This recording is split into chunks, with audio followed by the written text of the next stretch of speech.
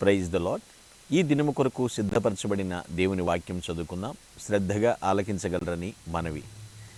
ఆదికాండము 47వ అధ్యాయము 9వ వచనాన్ని చదువుకుందాం. యాకోబు, నేను యాత్ర చేసిన సంవత్సరములు 130, నేను జీవించిన సంవత్సరములు కొంచెముగాను దుఃఖసహితమైనవిగా ఉన్నవి. ప్రభునందు ప్రియులారా, ముందుగా మీకు హృదయపూర్వక వందనములు తెలియచేస్తూ ఉన్నాను. ఇక్కడ యాకోబుకి ఫరోకి మధ్య సంభాషణ. యాకోబు చెప్తున్నాడు ఫరోతో, ఏమిటంటే నేను ఇంతకాలం బ్రతికాను, నా యాత్ర చేసే సంవత్సరాలు దుఃఖసహితంగా ఉన్నాయి అని చెప్తున్నాడు. మనం ఒకసారి మన జీవితానికి జ్ఞాపకం చేసుకుందాం. ఎంతకాలం బ్రతుకుతామో ఎవరు చెప్పరండోయ్. ఎలా బ్రతుకుతామో భవిష్యత్ కాలం అనేది కూడా మనకు తెలియదు. ఒక విశ్వాసం, నిరీక్షణ దేవుని యందు. ఇక్కడ మన జీవితం తాత్కాలికమైందని చెప్తూ దాన్ని యాత్రతో పోల్చవచ్చు అని యాకోబు ఫరోతో చెప్తున్నాడు. ఇప్పుడు ప్రస్తుతం మన పరిశీలన చేద్దాం. ఈరోజు మన జీవిత సంక్షిప్తత గురించి బైబిల్ ఏం సెలవిస్తోంది? కొన్ని సత్యాలు ప్రస్తావించబడినాయి బైబిల్లో. మీకు అర్థమయ్యేటట్లు చెప్పడానికి ప్రయత్నం చేస్తాను. మనము ఏ రోజైనా చనిపోవచ్చు, ఎప్పుడు అయినా చనిపోవచ్చు, ఎలాగైనా చనిపోవచ్చు. అంటే మన జీవితం ముగిసిపోవచ్చు. ఎందుకంటారా? ప్రాణాంతకమైనటువంటి అనారోగ్యాలు, ప్రాణాంతకమైనటువంటి ప్రమాదాలు, ఎప్పుడేం జరుగుతుందో మనకు తెలియదు. ప్రకృతి వైపరీత్యాలు ఒక ప్రక్కన, యుద్ధములు ఒక ప్రక్కన వచ్చేస్తున్న. ఎలాగైనా సరే ఒకరోజు, అయ్యో నాకు ఒక రోజన్న ముందు చెప్పలేదే, చెప్పేటట్టు రాదు కదా మరణం అనేది. ఒక నిమిషం ముందు కూడా నాకు ఇన్ఫర్మేషన్ ఉంటే నేను బతికిచ్చేవాడిని, చెప్పలేం కదా విషయమే. ఒక 5 years బ్యాక్ కోవిడ్ విజృంభణ మనకు తెలుసు. ఇక్కడ బైబిల్లో మనం ఆలోచించేద్దాం, మన లైఫ్ క్షణికమా లేకపోతే శాశ్వతమా? ఈ జీవితం క్షణమాత్రం తాత్కాలికంగా ఉంటుందా, శాశ్వతంగా ఉంటుందా చెక్ చేసుకోవాలి మనం. అయితే ఈ మధ్యకాలపు జీవిత విధానం ఎలా ఉండాలి? బైబిల్ తెలియజేస్తుంది. యోబు గ్రంథంలోనే 3 సార్లు మనం చూస్తాం. అక్కడ తర్వాత చదువుకుంటే బైబిల్ చదివితే మనకు అర్థమవుతుంది. నా జీవం ఒట్టి ఊపిరే అని జ్ఞాపకం చేసుకుంటున్నాను, నా కన్నులు ఏకను మేలును చూడవు అనేటువంటి వాక్యం రాసి ఉంటుంది. ఒట్టి ఊపిరి అంటే లైఫ్ని దేంతో పోల్చారు? ఊపిరి. ఈ ఊపిరి ఎప్పుడు ఆగిపోతుందో తెలియదు. ఊపిరి ఉన్నంత వరకే, ఉనికి ఉన్నంత వరకే మన జీవితం. ఎగిసిపడుతున్నామా? ఉబలాటం ఎక్కువైపోయిందా మనకి? దేవుని స్తుతిస్తున్నామా? అదే యోబు గ్రంథంలో కూడా మనం చూస్తుంటాం. నా దినములు నేతగాని నాడి కంటెను ఒడిగా గతించుతున్నవి, నిరీక్షణ లేకుండా అవి క్షయమైపోతున్నవంట. నేతగాని నాడే. మగ్గం నేసేటప్పుడు చూడండి, నాడి అటు ఇటు కొట్టుకుంటుంది. కళ్ళు మూసుకొని తెలుసులో వాళ్ళు వెళ్ళిపోతూ ఉంటుంది. అంతే. చాలా స్పీడ్ మా లైఫ్ స్పీడ్. అప్పుడే ఇన్ని సంవత్సరాల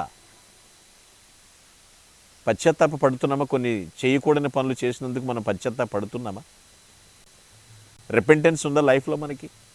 అదే యోబు గ్రంథంలో మరో చోట కూడా రాసి ఉంటుంది, పరుగు మీద పోవానికంటే నా దినములు త్వరగా గతిస్తున్నాయి. అంటే పరుగెత్తి వెళ్ళేవాడు భమ్ రయ్యని వెళ్ళిపోతుంటాడు. నా దినములు గతిస్తున్నాయి, క్షేమము లేకుండానే అవి గతించిపోతున్నాయి అంటాడు. పరుగు పందెంలో ఎంత స్పీడ్ వెళ్ళిపోతుందో మన లైఫ్ ఊహించినంత స్పీడ్ వెళ్ళిపోతుంది. క్షేమం ఉందా? పరిపూర్ణ ఆరోగ్యంతో మనం బ్రతకగలుగుతున్నామా?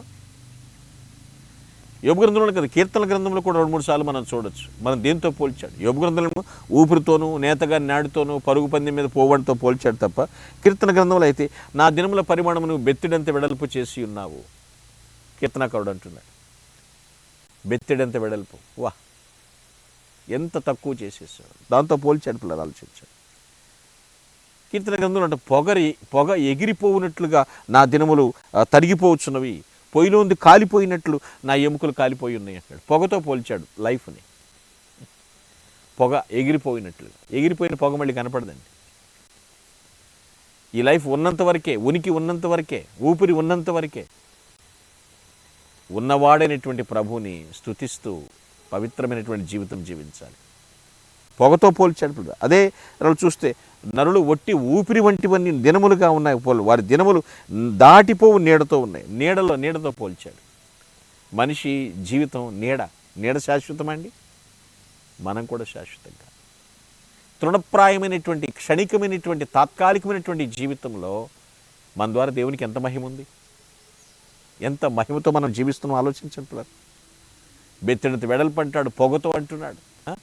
ఇక్కడ చూస్తేనేమో దాటిపోయి నీడతో అంటున్నాడు. ఇప్పుడు ఆలోచించండి. ఇక యెషయా గ్రంథంలో ఏమంటామంటే సర్వశరీరులు గడ్డిని పోలుని ఉన్నారు అంటాడు. గడ్డి ఎండకి ఎండిపోతుందండి, వాడిపోతుంది, తొక్కబడుతుంది. మానవ జీవితాన్ని గడ్డితో పోల్చాడు. సర్వశరీరులు గడ్డి అయి ఉన్నారు.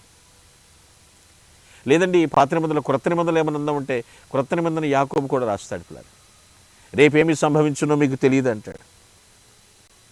ఏం జరుగుతుందో మీకు తెలియదు. మీ జీవం ఏ పాటిది? ఎంతలో కనపడి అంతలో మాయమైపోయి ఆవిరి వంటి వారే అంటాడు. ఆయన జీవితాన్ని ఆవిరితో పోల్చాడు. స్టీమ్ కనపడద్దండి, ఆవిరి గుప్పమంట అయిపోతుందంట పరిస్థితి. సో కాబట్టి పిల్లరా ఇలా చాలా చెప్పొచ్చు బైబిల్ అంటూ. మన జీవితం ఏ పాటిది? యాత్ర చేయు సంవత్సరాలని చెప్తున్నాడు ఇక్కడ, దుఃఖ సహితం అని చెప్తున్నాడు. బట్ మన జీవితం ఎలా ఉంది? క్షణికమా, శాశ్వతమా? అయితే ఆయుష్కాలం ఉన్నప్పుడే ఇలాగే ఉంది మన జీవితం కూడా. ఇలాగే ఉంది, పొగలాగా, ఆవిరిలాగా, నీడలాగా, బెత్తెడంత వెడల్పులాగా, పరుగు పందెం పోగులాగా ఇలాగే ఉంది మన జీవితం కూడా, గడ్డిలాగా. కానీ ఆయుష్ ఉన్నప్పుడే పశ్చాత్తాపపడాలి, రక్షణ పొందాలి, యేసుక్రీస్తు రెండవ రాకడ కొరకు సిద్ధపడాలి పిల్లలు. రిపెంటెన్స్ ఉంటే చాలదండి. Ready to second coming of Christ. Are you ready to the second coming of Christ? రెండవ రాకడ కొరకు సిద్ధపడి ఉన్నామా?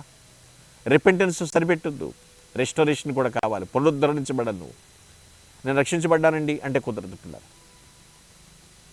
మన జీవితం తాత్కాలికం, ఇప్పటికైనా మించిపోయింది లేదు. ఈ క్షణం నుంచే ఆ శాశ్వతమైనటువంటి నివాసం కోసం సిద్ధపడదాం. అట్టి కృప ప్రభు మనందరికీ అనుగ్రహించునుగాక. ఆమేన్. ప్రార్థన చేసుకుందాం. Please all of close your eyes. I will pray for you. దయగలిగిన తండ్రి వందనములు. మా జీవం ఏ పాటిది నాయన? ఇంతలో కనపడంతలో మాయమయ్యేవాళ్ళం ప్రభు. మా ఉనికి, మా మనుగడకు మీరే కారణభూతులు తండ్రి. స్తోత్రం. ఎప్పటికప్పుడు పరిశుద్ధ జీవితంతో నీ రాకడ కొరకు నిందారహితులుగా సిద్ధపడతాం. అట్టి కృప మాకు అనుగ్రహించమని ప్రభుని క్రీస్తు పేరిట ప్రార్థించి స్తుతించి అభ్యర్థిస్తున్నాం పరమ తండ్రి. ఆమేన్. Glory to God. Thank you వరడాల్. May God bless you.